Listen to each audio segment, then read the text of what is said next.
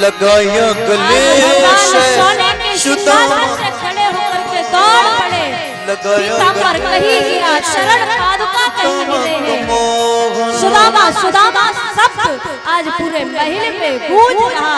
भगवान ने जाकर सुदामा को अंक में भर लिया। लेकिन कन्हैया कहने लगे, भैया सुदामा बने चाहे दुश्मन ये सारा जमाना, सलामत लगे दोस्ताना हमारा। बने चाहे दुश्मन ये सारा जमाना, सलामत लगे दोस्ताना हमारा। सुनते ही दौड़े चले आए मोगल, लगाया गले से सुदामा को मोहन। हाँ लगाया गले से सुदामा को मोहन। और सुनते ही दौड़े चले आए मोहन, लगाया गले से सुदामा को मोहन। सुनते ही दौड़े चले आए मोहन, लगाया गले से सुदामा को मोहन। न घबराओ प्यारे जरा तुम सुदामा, न घबराओ प्यारे जरा तुम सुदामा। खुशी का समा तेरे करीब आ गया है, सुखी का समा तेरे करीब आ गया है। हरिद्वार पालो कन्हैया से कह दो, हरिद्वार पालो कन्हैया से कह दो। मिलने सखावत नसीब आ गया है, मिलने सखावत नसीब आ गया है।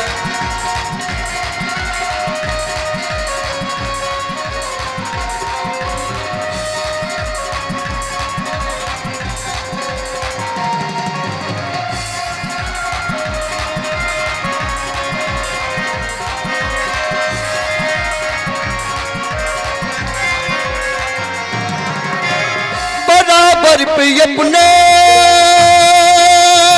सुदामा बैठाए, चरण आंसुओं से प्रभु ने धुलाए। हाँ चरण आंसुओं से प्रभु ने धुलाए। बराबर पे अपने सुदामा बैठाए, चरण आंसुओं से सामने धुलाए। हो बराबर पे अपने सुदामा बैठाए, चरण आंसुओं से सामने धुलाएगा, चरण आंसुओं से सामने धुलाए। हुआ रुक्मणी को, हुआ रुक्मणी को बहुत ही अचंबा, ये मेहमान कैसा अजीब आ गया है, ये मेहमान कैसा अजीब आ गया है। हरिद्वार पालो कन्हैया से कह दो, हरिद्वार पालो कन्हैया से कह दो। रूप सुदामा गरीब आ गया है, रूप सुदामा गरीब आ गया है, रूप सुदामा गरीब आ गया है, रूप सुदामा गरीब आ गया है। आज भगवान सुदामा को गले से लगा करके जोर से रोते हैं, मित्र मुझे तुम भूल गए थे, बहुत समय के बाद याद किया। सोने के सिंहासन पर जब सुदामा को विराजमान किया, आवाज लगाई जल की व्यवस्था की जाए। दास दासियां दौड़े, रानियां दौड़ी जल के लिए, लेकिन आज सुदामा की हालत देख करके परमात्मा के नेत्रों से आंसुओं की धार बहने लगी और भगवान के बरसने वाले आंसुओं ने सुदामा के चरणों को पखार दिया है कोई दुनिया में जोहरी जो इन आंसुओं की कीमत चुका दे। सारा भवन आज दास दासियां रानियां सब संकोच में खड़ी हैं। आखिर ऐसा अद्भुत ये कौन सा मेहमान आया है जिसके लिए ये परम पिता परमेश्वर रो रहा है। सोने के सिंहासन पर बैठे हुए सुदामा एक क्षण के लिए अपने दुख को भूल गए थे।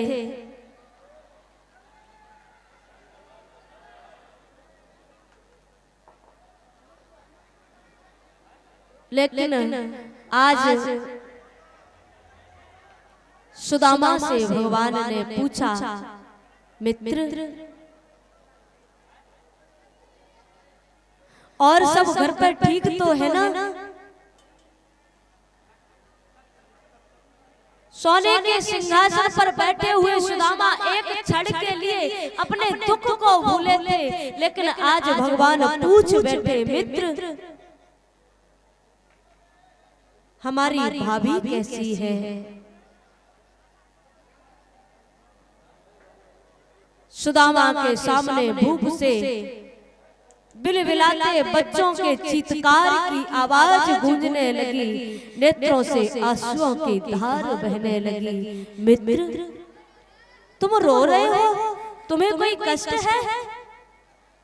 कोई भी मित्र जो सच्चा मित्र होगा कभी भी अपने मित्र से जाकर के दुखड़ा के ही नहीं सकता। कोई भी सच्चा भक्त भगवान के सामने जाकर के अपना दुखड़ा के ही नहीं सकता। भगवान सोचने लगे, ये जगत का पिता है, घट घट की जानने वाला है। क्या आज मैं अपने मुख से इससे कहूं कि हमारे घर में कई कई दिनों से भोजन नहीं बने हैं, तभी मालूम पड़ेगा?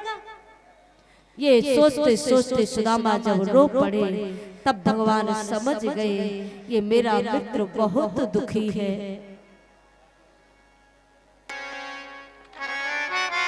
मित्र विवाह भयो या ना? हाँ विवाह है गयो। फिर तेने शादी में मोको बुलायो ना? सुदामा कहने लगे, तेने कन्हैया मोको बुलायो कहा? भगवान कहने लगे, हमारो एक हु विवाह विधि विधान से होतो तब तो को बुलातो, काऊ को भगा के लायो, काऊ को हाथ थमा दियो, सारे विवाह ऐसे ही है गए। भगवान पूछ बैठे, मित्र और मेरी भाभी ने मेरे लिए कहा भेजो है? सुदामा तंदुलों की पोटली को और छुपाने का प्रयास करने लगे। भगवान कहने लगे, मित्र तुम भूल गए, आगे चला गुरु मात दिए, लीले तुम चाबी हमें नहीं दीने। कृष्ण कही मुस्काई सुदामा,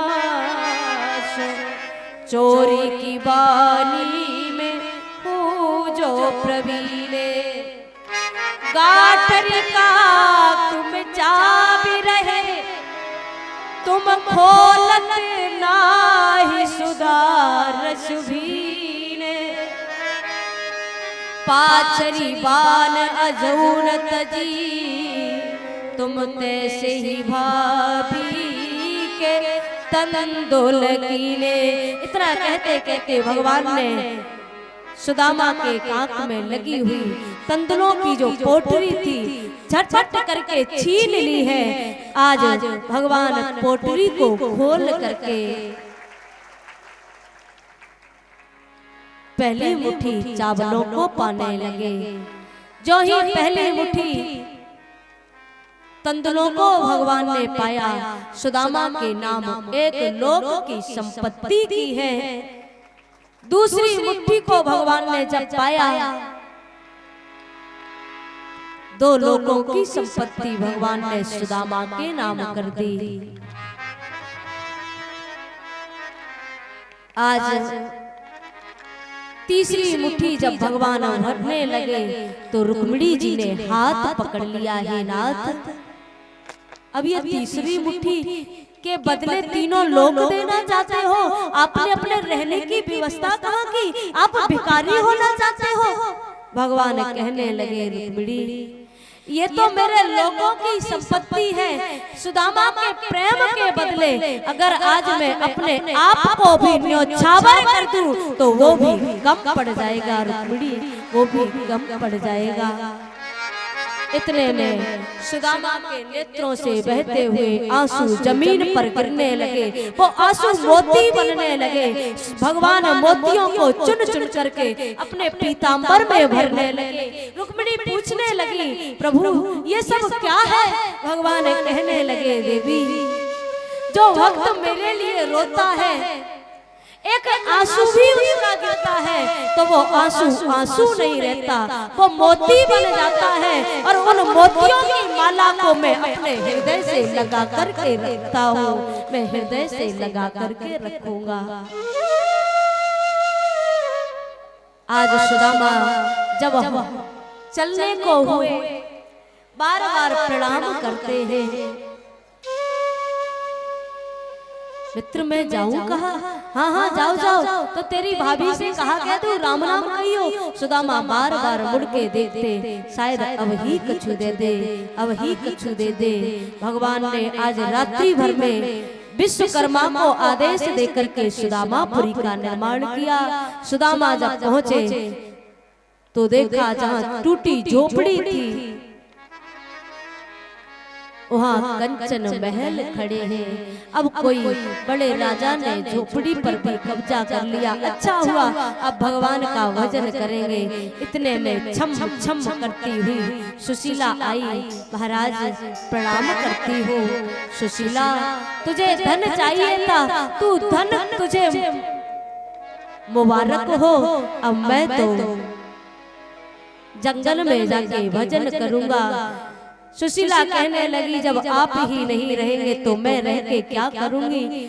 सुशीला भी साथ में चलने को तैयार हुई तो आज भगवान पीछे से आवाज लगाने लगे, सुदामा।